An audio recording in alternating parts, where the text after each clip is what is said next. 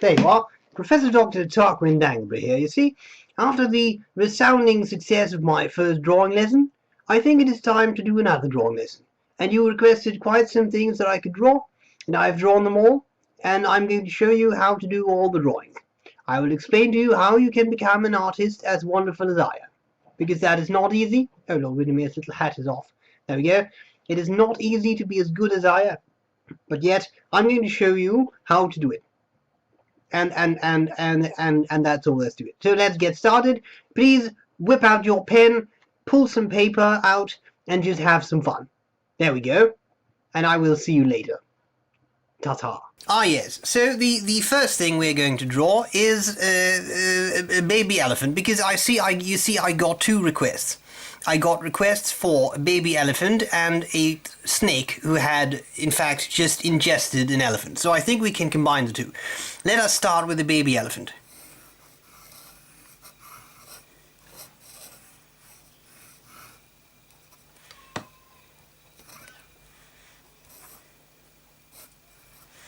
Here you have, in fact, a beautiful example of a baby elephant. You see? This is the baby elephant. Now, if you were to have a snake which has just ingested this animal,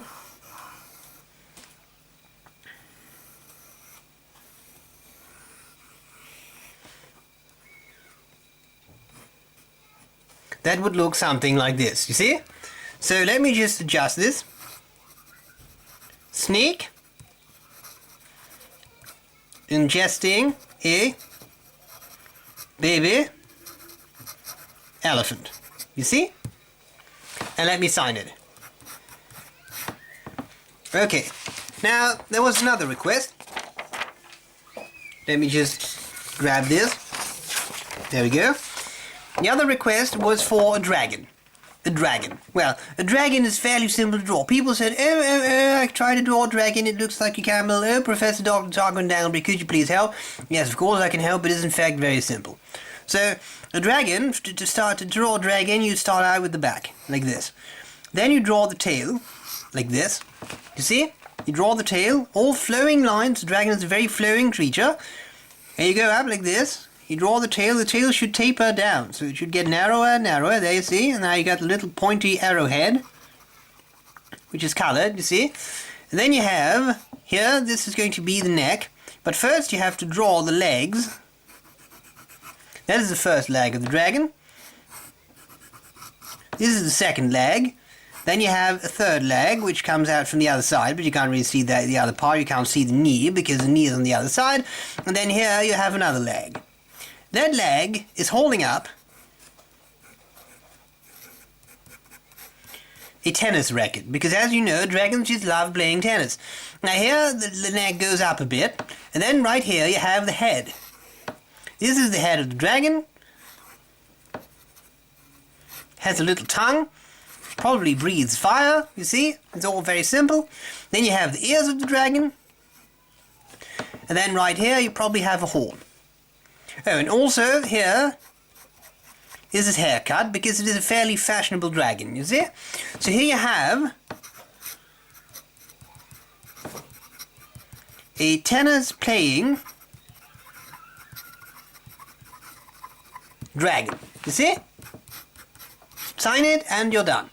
Now, then I would like to draw something that was requested specifically by Bill.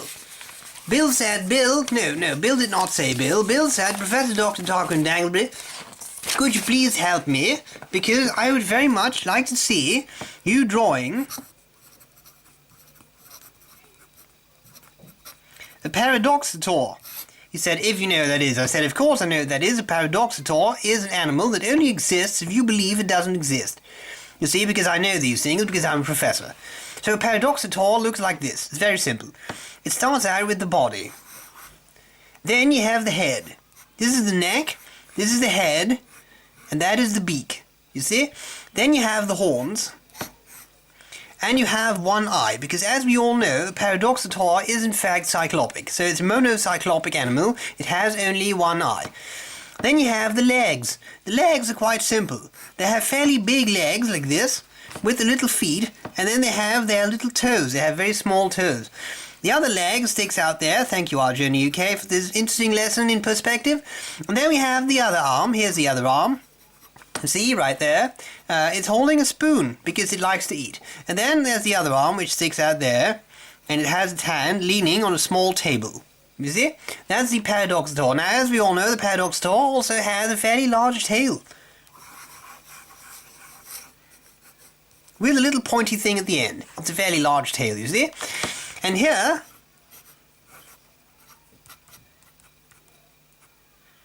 is a bird flying around. Paradoxator with bird. See how simple? Tarquin Danglebury, sign it and you're done. Now the final thing I would like to draw very much is in fact something that was requested specifically. Probably has something to do with the popularity of SBRE Brown. People asked me if I could draw a quick brown fox jumping over a lazy dog. Well, the thing is, I think I can. So we start there.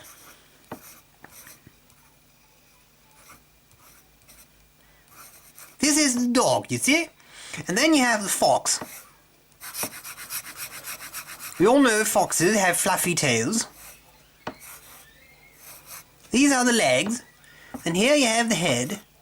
Foxes have little ears, which fly back here because that's more aerodynamic. Then you have the beak of the fox. You have the little eye. It's quite large. You see the pupil dilation. Sign of, anxiety, tension, arousal, because it's jumping over the lazy dog. Lazy dog, as you can see, is sleeping. The eyes have closed, it's fallen asleep. Here you have a little dog paw. There we go. Here's some detail. And that's pretty much it. So here you have the quick brown fox jumping over the lazy dog. You see? Tarquin Danglebury. Now, I think that's pretty much all I can cover in 1 week. I know this was already quite impressive and a lot for you all to process, so I think we would best leave it at this, and in fact it's what... Oh, hello, Lord Windermere. I'm sorry, I'm terribly sorry for intervening, but I was wondering, apparently you are an amazing artist.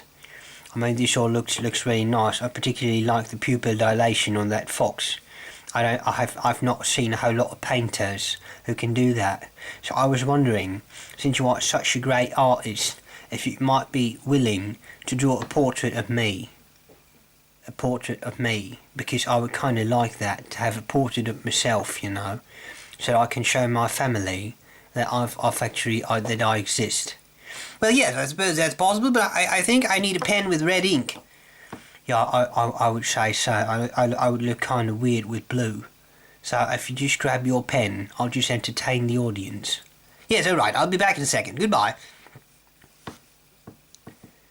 I really am terribly sorry about all this. I mean, the professor thinks he's a great artist. Well, apparently, if you look at this bloody crap he's doing, you will see that he's not. But, it's just that he thinks he's great at everything.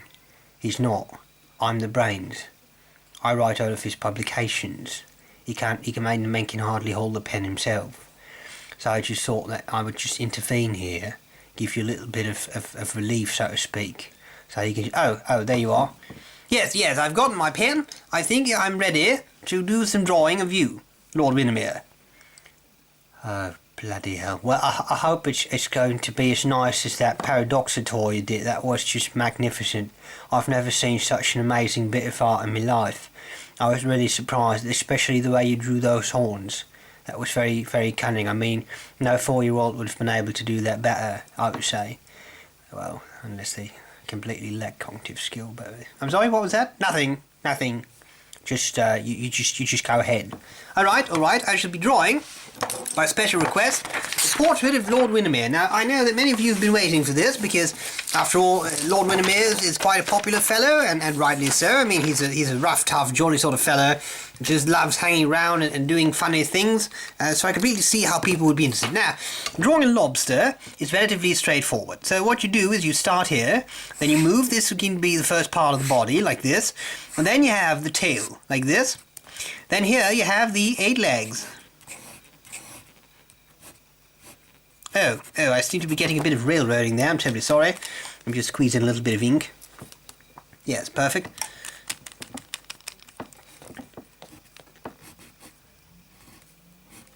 And then what you need is the head of the lobster. The head of the lobster is sort of connected to the whole thing. And then you have the little eye. And then you have these weird protrusions.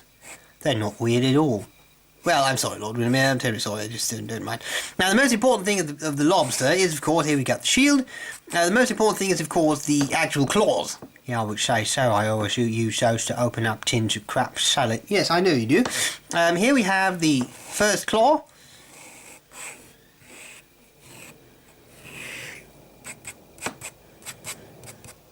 And here's the mouth. You see? So this would be